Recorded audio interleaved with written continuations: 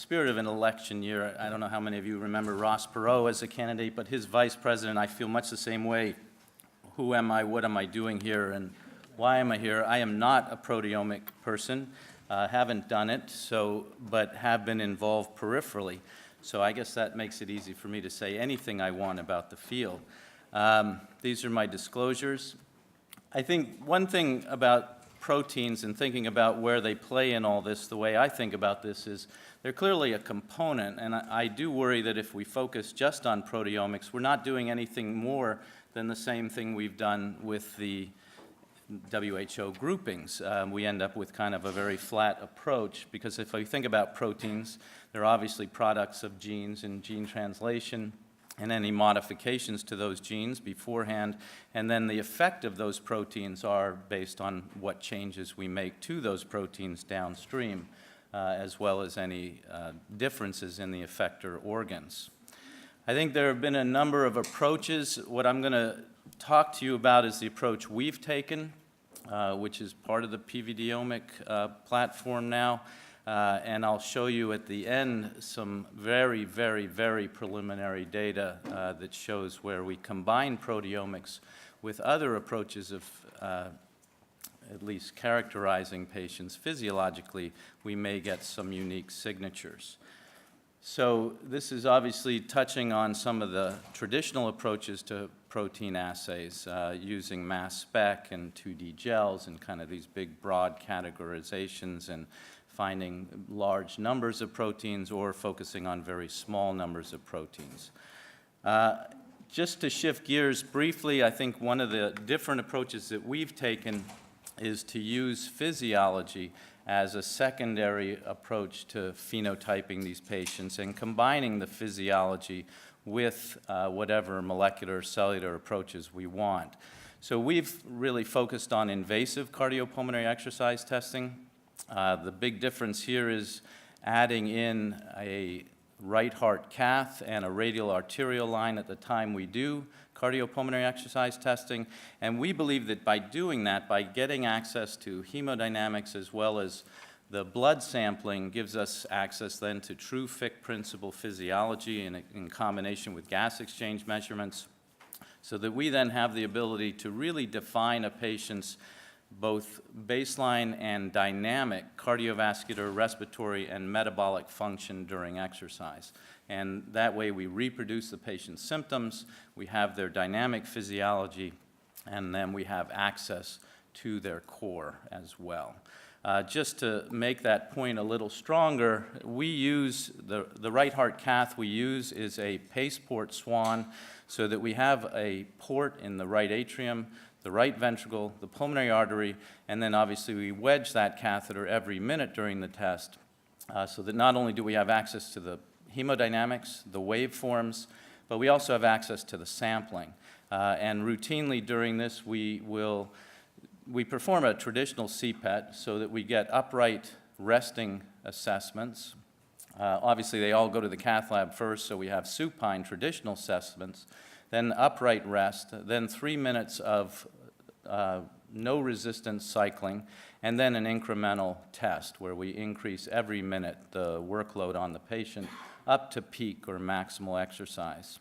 Every minute during that test and during the rest period and the load-free cycling, we will draw a sample from the pulmonary artery port as well as the radial artery, which essentially gives us access then to the left atrium.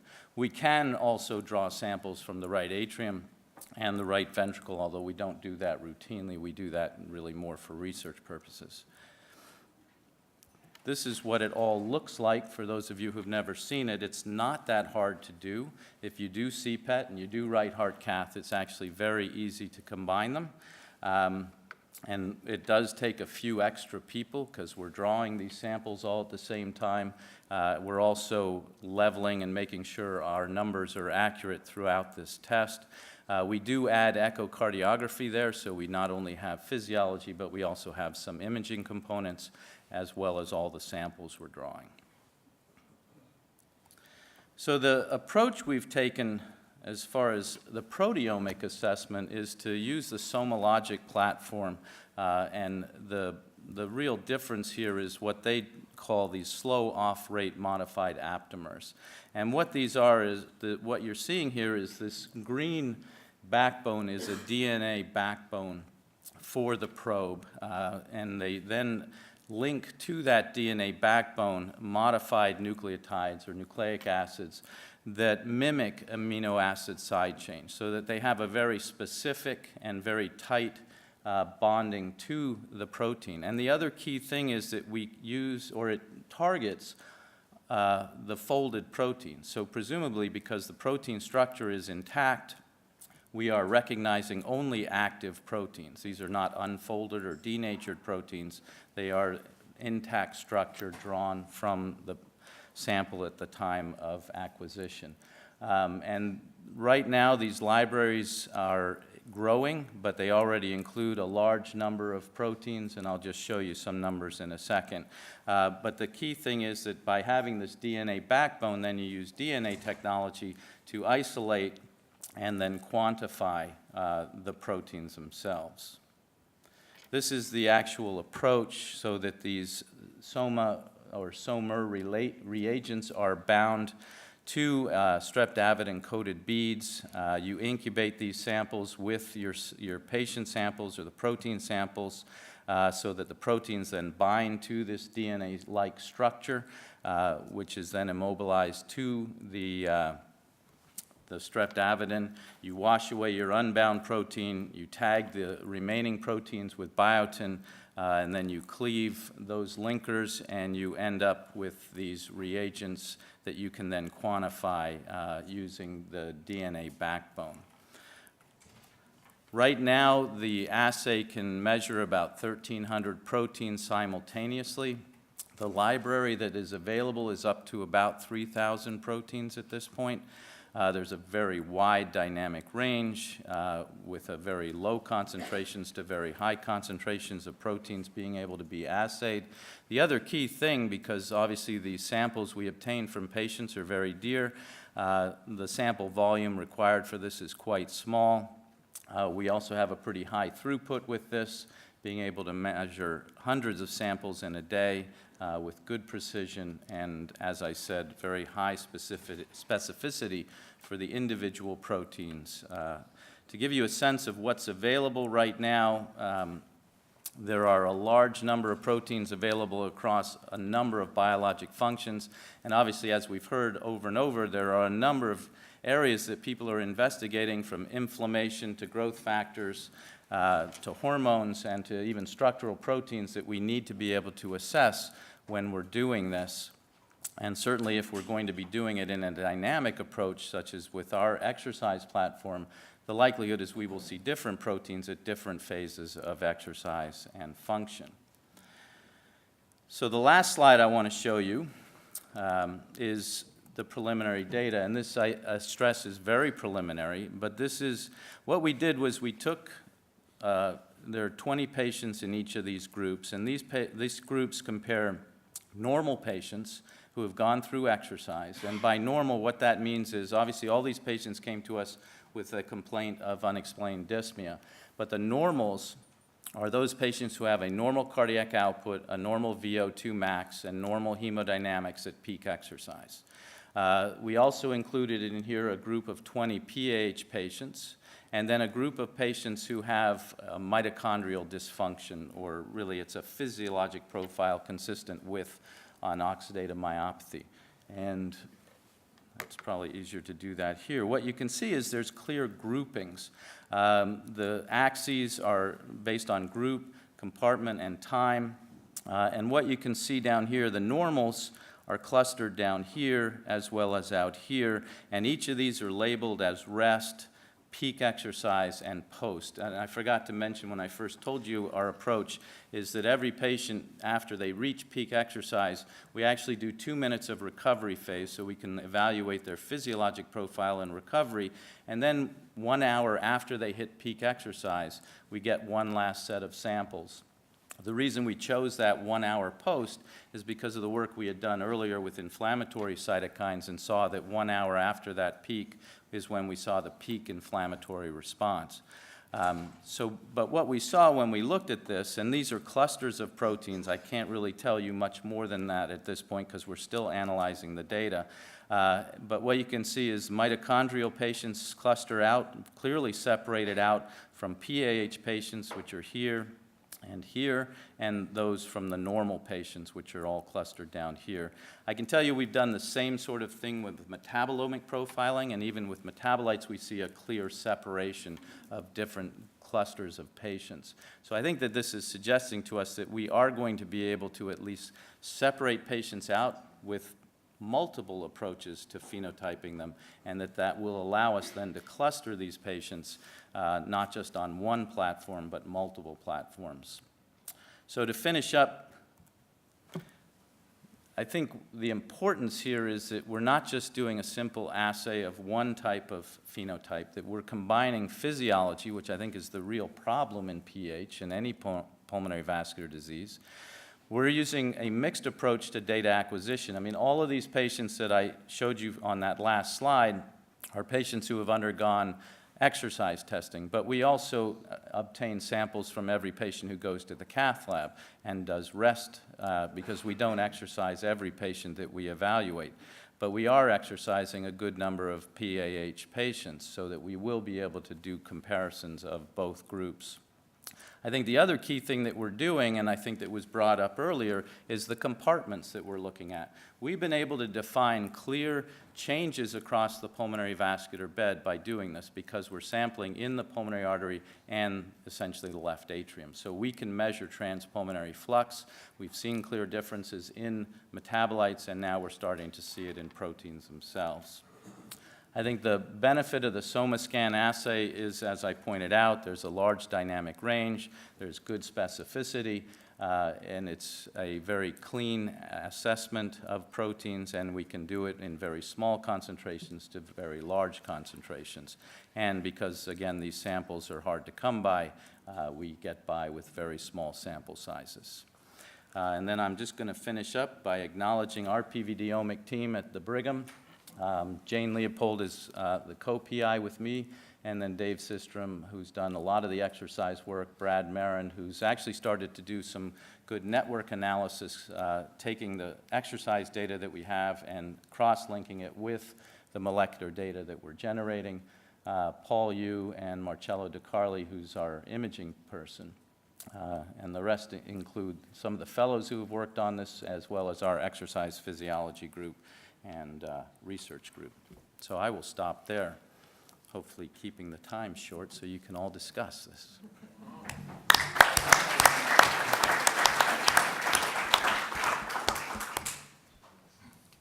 Very interesting study, fascinating use of aptamers.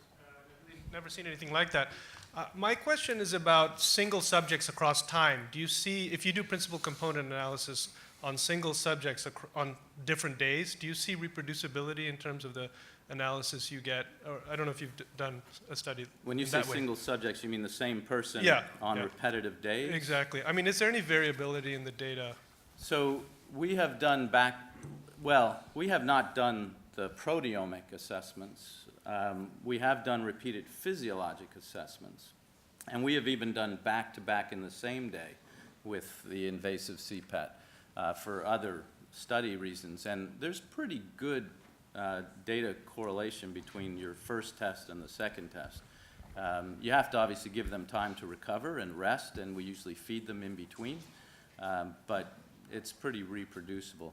We have done assessments 6 months apart on patients looking at responses to therapy, but we've not done any of the proteomic or metabolomic assessments yet.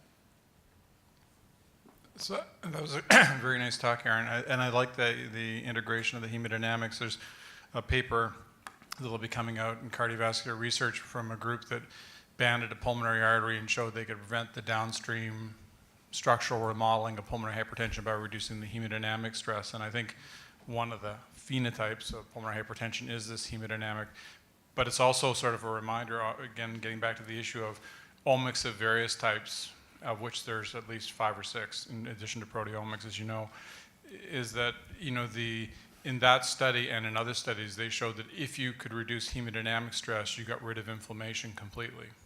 I suspect they didn't measure it, but they probably also got rid of the mitochondrial metabolic signal completely. So it is a matter, getting back to Dr. Cornfield's comment about when you measure and the time things, because hemodynamics, although it's not very sexy anymore, but it's still true that that seems to be a huge driver of all these other, it is the occluded artery for myocardial infarction equivalent in pulmonary hypertension, Yeah, arguably. the one thing I would say to that, we've actually looked at some metabolomic signatures of the metabolic abnormalities. And we've been looking at patients with very early disease and borderline disease, as well as established advanced disease. And there's clearly a signature that's similar to both groups, making us think that exercise-induced disease is a real early phase of disease. The other thing, though, is that issue of hemodynamics kind of driving in a vicious cycle pattern of this progression of the disease state. What we've seen in early patients is that there is an abnormal compliance. Even though at rest their hemodynamics are perfectly normal. But with exercise, and especially when you look at recovery from exercise, there is an abnormal compliance in that vessel just in patients who have a pre-capillary pulmonary vascular pattern. And we think that there's probably something inherently wrong there. We do see a different metabolomic signature as well as coagulomic signature in those patients that looks very much like PAH patients. So I think whether the model of tying off the vessel says that the downstream is protected from all that, I think that's probably a different paradigm in the sense that what we're seeing is that there's something inherently wrong downstream that may then reflect back.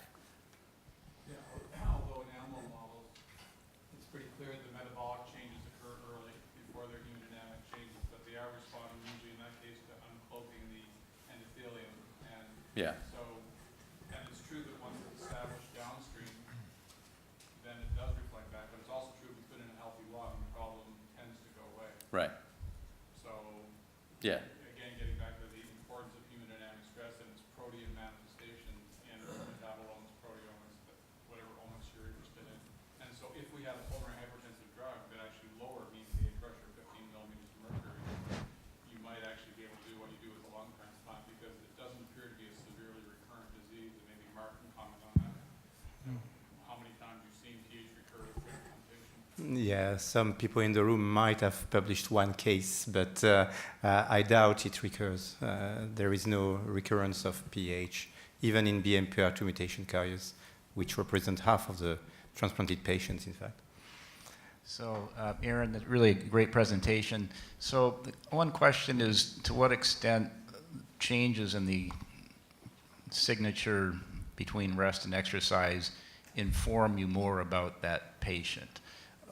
In the sense that if you have a patient with a varying degree of right ventricular dysfunction at rest, you'll have maybe one omic signature. If you have a patient whose RV is coupled at rest but becomes uncoupled with exercise, in principle, there might be a different exercise omic signature to that patient. To what extent have you had the opportunity to tease out what these varying time points of the signatures are telling you about coupling of the RV or about other markers important about the patient? Yeah, at this point, I can't tell you that we have anything that will separate people out that clearly. I think what we're finding, especially when we look at the waveforms that we get from these different ports, we are able to see differences in things like augmentation index and reflection coefficients and even contractility indexes that I think will separate certain patients out, even at early phase of disease, that we then may be able to cluster with some sort of molecular cellular molecular signature. One But thing nothing that would yet. be interesting to me is to cluster patients based on those who are hypoxic, either at rest or with exercise, because that hypoxia turns on certain pathways that might be commonly important between COPD with bad pH and idiopathic or scleroderma-related pH. And it's one way to cluster patients in terms of what's happening to their signatures with hypoxia, either at rest or with exercise. Yeah, none of the patients I showed you here were hypoxic, but we have looked at patients with hypoxic lung disease with exercise, and we're able to actually separate out what is hypoxia-driven pulmonary vascular resistance change versus what is not, especially when we look at patients at low level of exercise. But I do think we'll probably see some very specific signatures in those patients.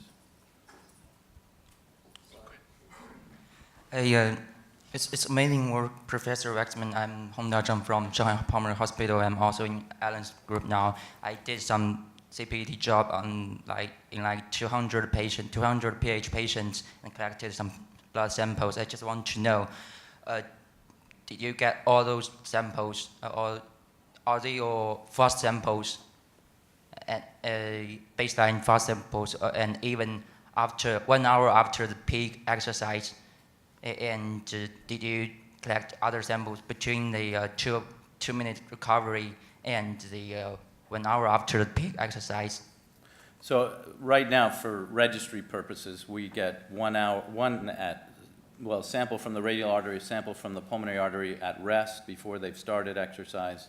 To those same samples we get at peak exercise, and then 1 hour post. We do not bank more than just that right now. Now, every patient who goes for right heart cath, and this was developed when Steve was with us at the Brigham, we still are obtaining, even though you've left us, a sample from the SVC, a sample from the pulmonary artery, and a wedge sample. So we have all of that banked, but that's all at rest and supine. Are they fast blood samples? Are they? Fast. Oh, Fast samples. fasting? Yeah, fasting, right? Fasting samples. They're not fasting samples because we don't use sedation for any of these procedures, and for the exercise, we don't want them pooping out because they haven't had anything to eat. Okay. So we do have them do whatever they normally do. Okay, right. It's safe. Thank you. Todd? Yeah, Aaron, great talk and interesting data. And so one thing, I commend you for grabbing these samples and banking them.